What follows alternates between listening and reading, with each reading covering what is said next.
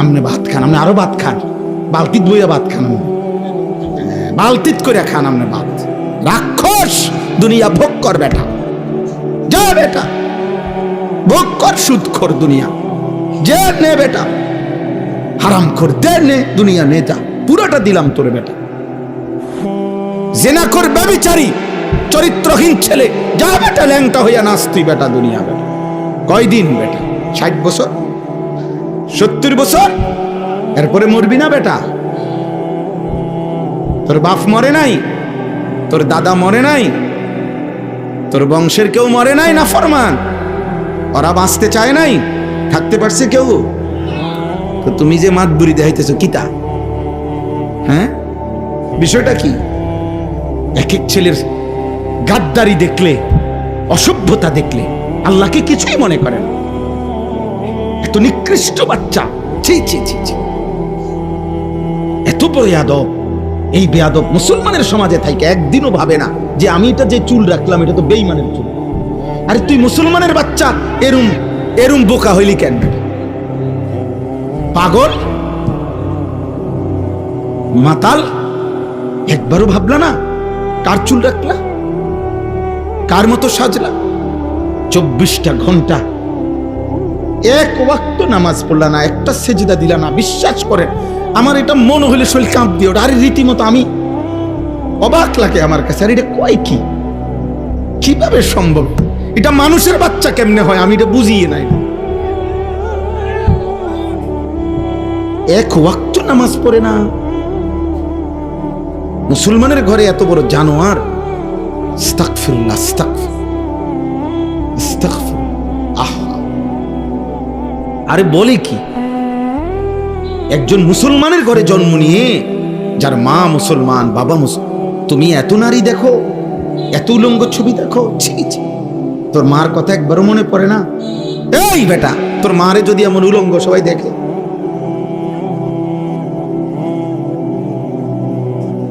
তোর মারে যদি দেখে মানুষ নর্তকীর মতো নাচে,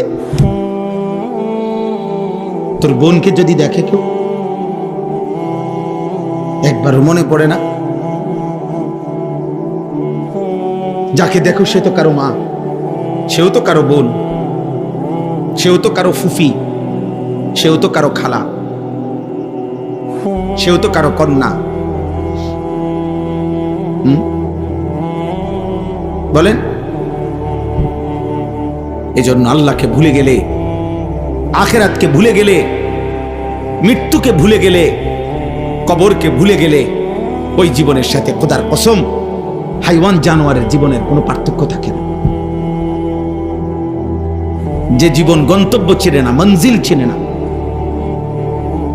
মঞ্জিল আখিরাত, গন্তব্য আখিরাত, থামবো গিয়ে আখিরাতে।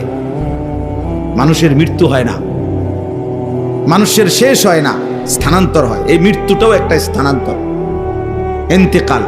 ইন্তেকাল মানে স্থানান্তর, মানে এটা এ পাশে ছিল, এই পাশে। মানুষ কখনোই শেষ হয় না। তোমার আমার কোনো শেষ নাই বাবা। ছেলেরা বলি আব্বা, তোমারও না আমারও না, কারো কোনো শেষ হবে না কোনোদিন, আর কোনোদিনে না। মানুষ জন্মের পরে একটা সময় স্থানান্তর হয়, কবরে যায়, আবার সেখান থেকে স্থানান্তর হয়ে একদিন হাসরের ময়দানে আসবে। সেখান থেকে আল্লাহ তাআলার সামনে গিয়ে দাঁড়াবে। সেখান থেকে মিজানের পাল্লায় ওজনের জন্য নেওয়া হবে। সেখান থেকে ফুলসেরাতের পারে নেওয়া হবে। সেখান থেকে ফুলসেরাত পার হলে জান্নাতে ঢুকবে, না হয়তো পড়ে গেলে জাহান্নামে ঢুকবে। জান্নাতে যে ঢুকবে সেও চিরস্থায়ী, জাহান্নামে যে ঢুকবে সেও চিরস্থায়ী। তো শেষ হইলে কই? বুঝেন নাই কথাটা? আমার কি কোনো শেষ হবে কোনোদিন? আপনার শেষ হবে কোনোদিন? হাদিসের মধ্যে আছে, আল্লাহ নবী সাল্লাল্লাহু আলাইহি সাল্লাম বলেন, পুরা বিচার কার্য যখন শেষ হবে, হাসরের ময়দানের সকলকে যখন জান্নাত জাহান্নাম দেওয়া সম্পূর্ণ হবে, তো আল্লাহ তাআলা মৃত্যুকে, মৌতকে একটা ভেড়ার আকৃতি দিয়ে আল্লাহর হুকুমে ফুলসিরাতের গোড়ায়, তাফসীরে মাআরিফুল কোরআনেও আছে এটা, এই আল্লাযী খালাকাল মাউতা ওয়াল হায়াতা, এই আয়াতের তাফসীরে আছে যে মৃত্যুকে আল্লাহ তাআলা ভেড়ার আকৃতি দান করবে। করে ফেরেশতাকে বলবে, আর ফেরেশতা ফুলসিরাতের গোড়ায় ওই ভেড়াটা জবাই করে দিবে আর এলান করে দিবে, হে জান্নাতবাসী শোনো, হে জাহান্নামবাসী শোনো, মৃত্যুকেই আজকে মৃত্যু দিয়ে দেওয়া হয়েছে। অতএব জান্নাতীরা আর কোনোদিন তোমাদের মৌত হবে না, জাহান্নামীরা আর কোনোদিন তোমাদের মৌত হবে না।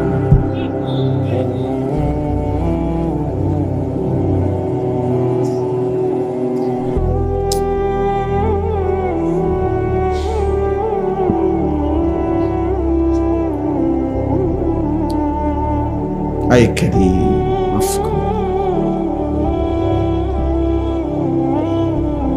ইন্নাল মুজরিমিনা ফি আযাবি জাহান্নাম খালিদুন। আল্লাহ বলে নাফরমান জাহান্নামের আযাবেই থাকবে অনন্তকাল। লা ইউফাত্তানু আনহুম ওয়া হুম ফীহি মুবলিসুন। আল্লাহ বলে এক সেকেন্ডের জন্য লক্ষ কোটি বছরে কোনোদিন বিরতি দেয়া হবে না। লা ইউফাত্তারু মানে বিরতি নাই, ফাতরাত। অহুম ফীহি মুবলিসুন। আল্লাহ বলে জাহান্নামী কোনোদিন হাসি মুখ দেখবে না, বিষণ্ণ মলিন হয়েই থাকবে, কোনোদিন হাসবে না। ফাঁসির আসামিও কখনো হেসে দেয়। ক্যান্সারের রোগী যে হয়তো শুনেছে আর 12 ঘন্টা হয়তো পৃথিবীতে বাঁচবে, সেও হয়তো কোলের বাচ্চাটারে দেখে হাসি দিছে। আল্লাহ বলে লক্ষ কোটি বছরে জাহান্নামী এক সেকেন্ডের জন্য কোনোদিন হাসবে না। হাসবে কেমনে? দাউ দাউ আগুনের মধ্যে যে পুড়ছে সে হাসবে কেমনে রে বাপ?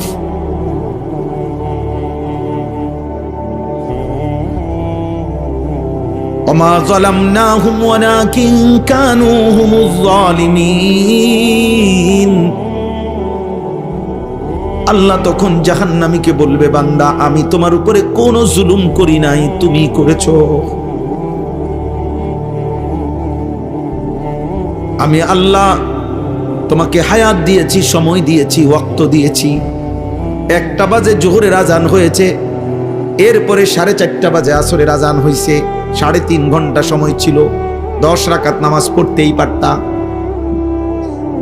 1.5 ঘন্টায় 4 রাকাত ফজরের নামাজ পড়তে পারতা। 5 ঘন্টায় এশার নামাজটুকু পড়তেই পারতা। লম্বা লম্বা সময় আমি আল্লাহ তাআলা তোমারে হায়াতে দিয়েছি, কিন্তু তুমি নিজেই জুলুম করেছো বান্দা। অতএব আজ আমি আল্লাহ তোমাকে ছাড়বো না। এরপরের আয়াত, ওয়ানাদাউ ইয়া মালিকু লিয়াকদি আলাইনা রাব্বুক।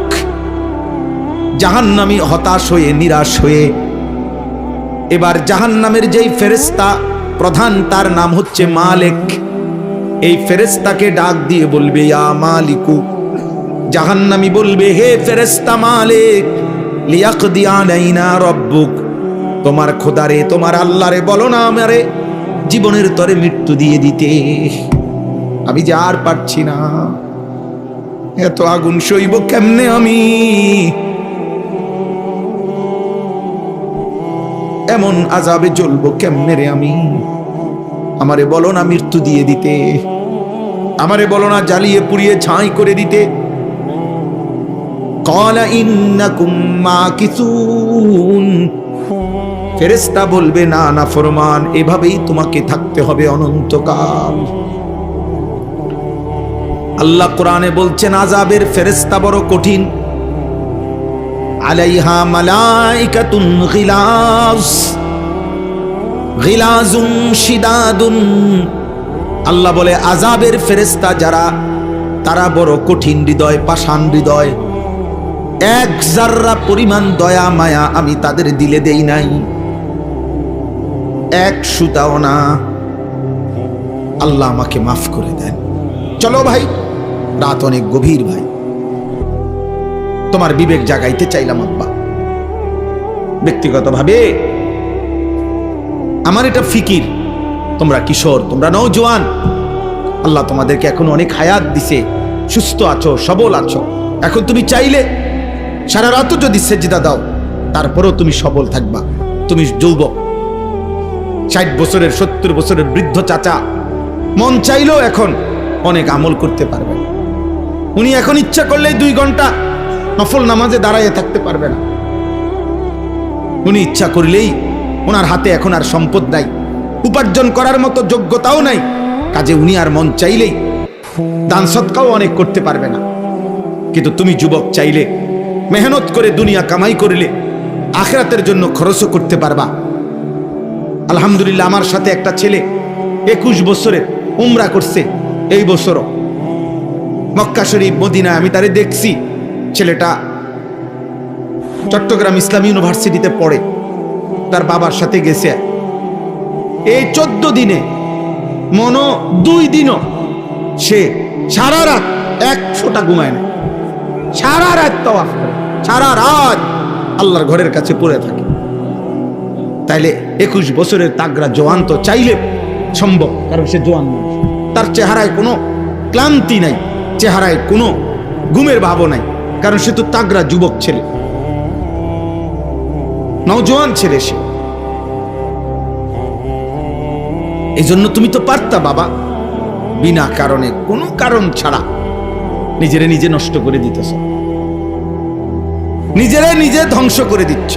এত নারী কি তোমার দরকার? আসলে যত নারী দেখো, এক পুরুষের চাহিদা পূরণের জন্য এত মহিলা দরকার, তো কিটা করবে এতটি মহিলা দিয়ে?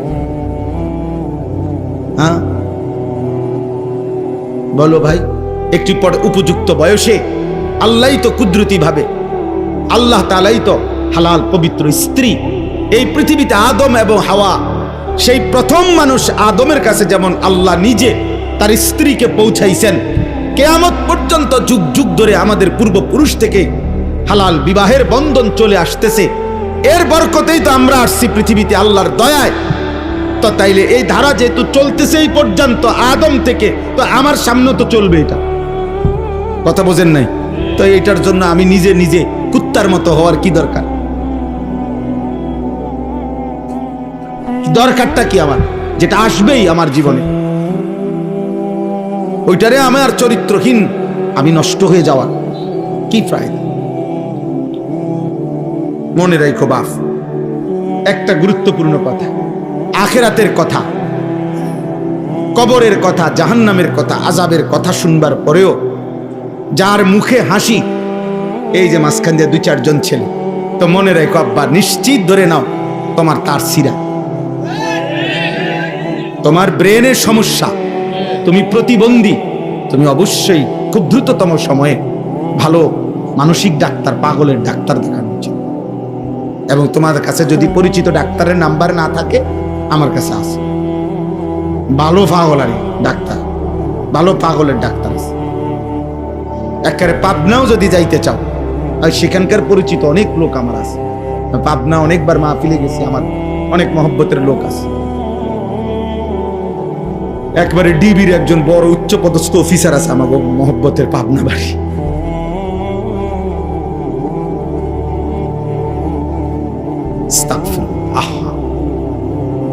এক ছেলে আরেক ছেলের ধাক্কা দেয়, হাসে, মানে বুঝায় কিরে তোরই তো কয়, এতে কয় তুই তো এই হওয়া দে, আমি যেমন অসৎ তুই কিতা,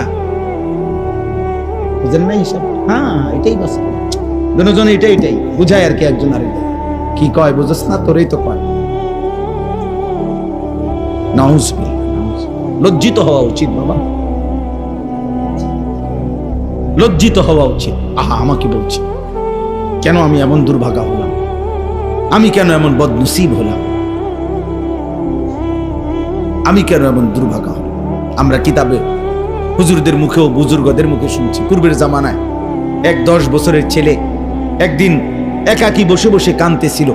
তো ওই জামানার এক বুজুর্গ ছেলেটাকে জিজ্ঞেস করছে, বাবা এত ছোট মানুষ তুমি কাঁদতেছো কেন? বলতেছে, আমি জাহান্নামের ভয়ে কাঁদতেছি। আমি এটা অনেক ওয়াজে শুনছি আগে। তো ওই আল্লাহওয়ালা বলতেছে, বলো কি বাবা, মাত্র 10 বছর তোমার বয়স, এত ছোট্ট বয়সে তুমি জাহান্নামের ভয় করছো কেন? সে বলল, আমার মায়ের একটা আচরণ দেখে আমি ভয় করছি, আমার ভয় লাগতেছে। তো বাচ্চাটা বলতেছে, কি কারণ? উনি বলছে, বাচ্চাটা বলতেছে, আমি অনেক দিন খেয়াল করে দেখছি আমার আম্মা যে রান্না বান্নার জন্য চুলায় লাকড়ি দিয়া রান্না বান্না করে, মা আমার আমি অনেক দিন দেখছি মা আগুন ধরাইবার জন্য প্রথম ছোট ছোট লাকড়ির ছোট্ট ছোট্ট টুকরাগুলা আগে আগুনের মধ্যে দেয়, এগুলা এরপরে আগুন ধরে উঠলে এরপরে বড় বড় লাকড়িগুলা দেয়। এটা দেখে আমার মনে হইতেছে যদি আমার আল্লাহ হাসরের দিন জাহান্নামের আগুন ধরাইবার জন্য আমার মতো ছোট ছোট বাচ্চারে যদি দেয় ফেলে আগে, আর সেখানে যদি আমাকেও ফেলে কি হবে আমার? 10 বছরের ইমানদার সন্তান বেটা মায়ের আচরণ দেখে জাহান্নামকে ভয় করছে,